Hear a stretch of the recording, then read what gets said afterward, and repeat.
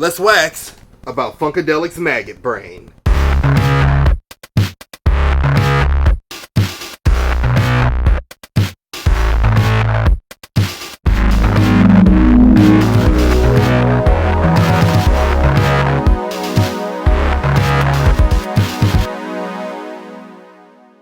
Released in July 1971, Maggot Brain is the third studio album from psychedelic funk rock band Funkadelic, as produced by their founder, George Clinton.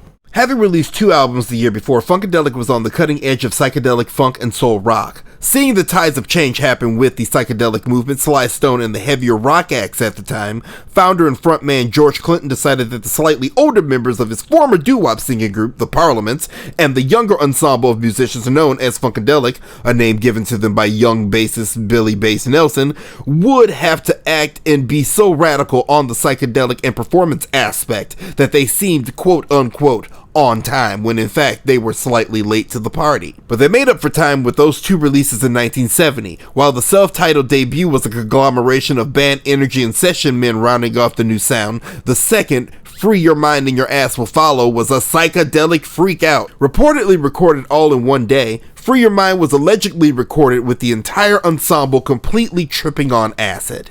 It makes sense when you hear it. I'm just impressed that it came out in the first place. Combined with the band's live image and willing to experiment creative-wise and drug-wise, it set the stage for the next record. To call Maggot Brain a dark album is very much on the surface. If you dig deeper, you find a set of hands digging up through the dirt and trying to find the light. It's true, the light! Had to be done. The album title is also a subject of debate. While some people claim that it was Eddie Hazel's nickname, other people claim darker sources. According to it all, George Clinton found his dead brother in Chicago. His body was already decomposing. This became the impetus of the album title. George denies these claims, but he does admit that maybe subconsciously, maybe. The recording of the title song is a thing of P-Funk legend. According to legend, George Clinton told the virtuoso guitarist Eddie Hazel to solo as if his mother died. It only took those instructions for the highly emotional guitarist to lay down what is one of the most amazing and influential guitar solos this side of Hendrix. For almost 10 minutes, his guitar doesn't weep, it sobs, and it is beautiful. George Clinton fades the rest of the band into the background, while the solo, complete with a bunch of reverb and a ton of feedbacking echo, becomes the focus of this opus. Tune in next week for another episode of Opus Focus. The rest of the album jams through folk, funk, soul funk, psych funk, and the heaviest of metal, from the sweet maggot harmonies of Hot Buttered Soul on Can You Get to That, the murky funk of You and Your Folks, Me and My Folks, to the head-banging as hard as Sabbath riffage of Super Stupid. This ain't your average black album. Good.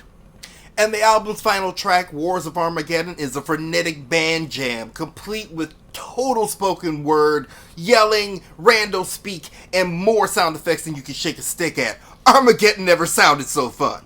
Even the album cover, taken by Joel Brodsky, is a frightening image of change coming. Whatever thought process you want to tie to the image of Barbara Cheeseborough's head coming out of the dirt is on you, but it represents a shift in their sound and soon their aesthetic. Inside the gatefold is a passage on fear from an obscure religious cult called the Process Church of Final Judgment.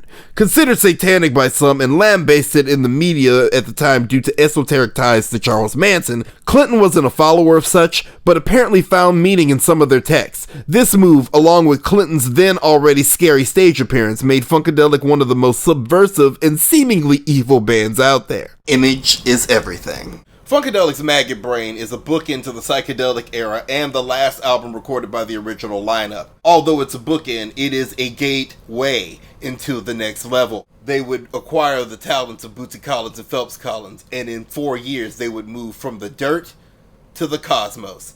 But that's a different episode altogether. Waxed!